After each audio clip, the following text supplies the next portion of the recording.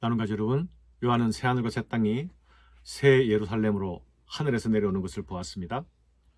이후에 일곱 대접 심판 때에 나타났던 천사가 그를 높은 산으로 데려갑니다. 거기서 새 예루살렘을 자세히 보여주죠. 새 예루살렘은 거룩한 제사장으로서 그리스도와 더불어 왕노릇할 하나님의 백성들이며 교회입니다. 이 단락은 요한이 성령에 감동되어 환상을 보게 된 네 번째 단락에 속합니다. 여기서 성령님은 만물을 관주할 수 있는 높은 곳에서 요한에게 어린 양의 아내의 모습을 보여주시죠. 그런데 그 아내는 새 예루살렘으로 형상화되어서 눈에 나타나고 있습니다. 이 단락은 환상을 보여주겠다는 도입부와 거룩한 성 새 예루살렘에 대한 환상과 또 새 예루살렘의 내부 모습과 생명수의 강의 환상으로 구성되어 있습니다. 그 중에 오늘 본문은 도입부와 새 예루살렘에 대한 환상의 부분입니다. 예루살렘의 내부 모습과 생명수의 강은 내일 묵상 본문에 해당하죠. 21장 9절로 22장 5절까지에는 새 예루살렘의 이미지가 세 가지로 나타나고 있습니다. 첫째는 백성으로서, 하나님의 백성으로서의 예루살렘입니다. 이것은 고대 예루살렘 도시 이미지를 반영하고 있죠. 둘째는 하나님의 임재로서의 예루살렘입니다. 이것은 하나님이 거하시는 성전 이미지의 반영입니다. 셋째는 새 창조로서의 새 예루살렘이죠. 이것은 태초의 동산 에덴의 이미지의 반영입니다. 요한에게 새 예루살렘을 보여준 천사가 도시를 측량하는 장면이 나오죠. 그런데 그 크기가 어마어마합니다. 가로 세로 높이가 똑같이 12,000 스타디온입니다. 이는 정육면체이죠. 12,000 스타디온은 2,400km 정도 되는 길이입니다. 가로 세로 높이가 각각 2,400km가 되는 도시 규모인 것이죠.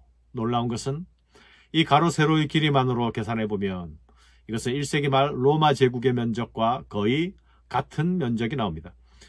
요한이 그리고 있는 이 새 예루살렘의 면적은 당시의 로마 제국 전체를 담을 수 있는 면적이 되는 것이죠. 그 안에 있는 모든 사람들을 구원해 담을 수 있는 크기입니다. 교회의 크기는 세상을 다 담을 수 있을 만큼 넉넉한 크기라는 점이 새롭고 인상적이죠. 또한 정육면체 형태는 솔로몬의 성전 지성소와 같은 형태이지요.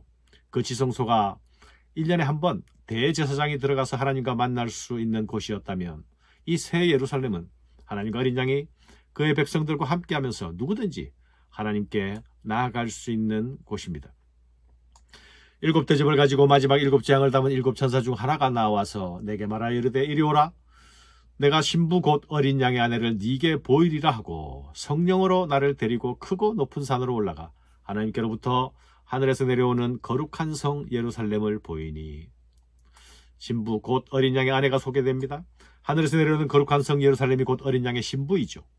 바벨론이 땅의 왕들과 더불어 행음하며 술 취한 음녀의 도시라면 새 예루살렘은 영광스럽게 빛나는 순결한 신부의 도시입니다. 하나님의 영광이 가득하고 아름답고 찬란하며 우아합니다. 성도는 세상에서 비록 누추할 수 있으나 성령의 씻기심과 새롭게 하심으로 그리스도 안에서 고귀하고 보배롭고 아름다운 존재가 됩니다. 티 없이 맑고 밝은 그리스도의 신부로 새롭게 단장되어 태어나는 것이죠. 그 맑음은 마치 벽옥과 수정과도 같습니다. 사랑하는 여러분, 우리는 지금 눈에 보이는 것으로 내 자신을 판단하지 말아야 합니다. 믿음의 눈으로 우리의 미래를 상상할 수 있어야 합니다. 우리는 지금 비록 질그릇과 같은 존재들이지만 그분의 손 안에서 빚어져가는 존재입니다. 우리 안에 담긴 보배이신 예수 그리스도가 우리의 가치를 다시 새롭게 결정하게 될 것입니다. 그분이 최고의 창작가이시기에 우리는 그분의 최고의 작품으로 다시 태어날 수 있는 것입니다. 우리가 이 소망을 가질 수 있는 이유는 내 안에 있는 어떤 원인이나 근거 때문이 아닙니다. 우리를 자기 피로 값주고 사신 우리 주님의 사랑과 신실하심을 믿는 믿음으로 인한 것입니다. 하나님의 영광으로 둘러싸인 새 예루살렘에는 높은 성곽과 12문이 있습니다. 크고 높고 견고한 성곽은 완전한 안전을 상징합니다. 악이 도무지 침범할 수 없는 위용을 보이는 것이죠. 문마다 천사가 파수꾼 역할을 감당하고 있습니다. 문들 위에는 이스라엘 12지파의 이름이 써 있습니다. 성곽의 12기초석에는 어린 양의 12사도의 이름이 새겨집니다. 이는 새 예루살렘이 구약과 신약의 백성으로 이루어진 하나님의 백성들의 완성된 체제임을 보여주는 것이죠. 그리스도 안에서 연합되어 있는 교회의 모습은 안전하고 아름답고 튼튼합니다. 결코 무너질 수 없는 견고함과 위용을 자랑합니다. 서로 짜임새 있게 단단히 결속되어 하나 되어 있는 아름다운 모습입니다. 그리스도의 사랑으로 하나 된 공동체의 모습은 투명함, 아름다움, 찬란함입니다. 천사가 금갈대를 가지고 성전을 측량합니다. 모양은 정방형의 모습이죠. 이는 완전한 안정성을 상징하는 것입니다. 12,000 스타디온의 너비는 온 이방을 포괄할 수 있는 넉넉한 속량의 모습을 보여줍니다. 144규빗의 성곽은 구속될 성도 14만 4천을 반영하는 것이죠. 벽옥으로 쌓인 성곽, 정금으로 된 성, 각종 보석으로 놓인 기초석들, 진주로 된 맑은 유리와 같은 길은 찬란한 영광으로 꾸며질 신부의 모습이며 동시에 창조의 영광스러운 완성을 보여줍니다. 사랑하는 여러분, 오늘날 우리 시대의 교회가 그리스도의 아름다운 신부로 일컬어질 수 있을지 다시 돌아보게 됩니다.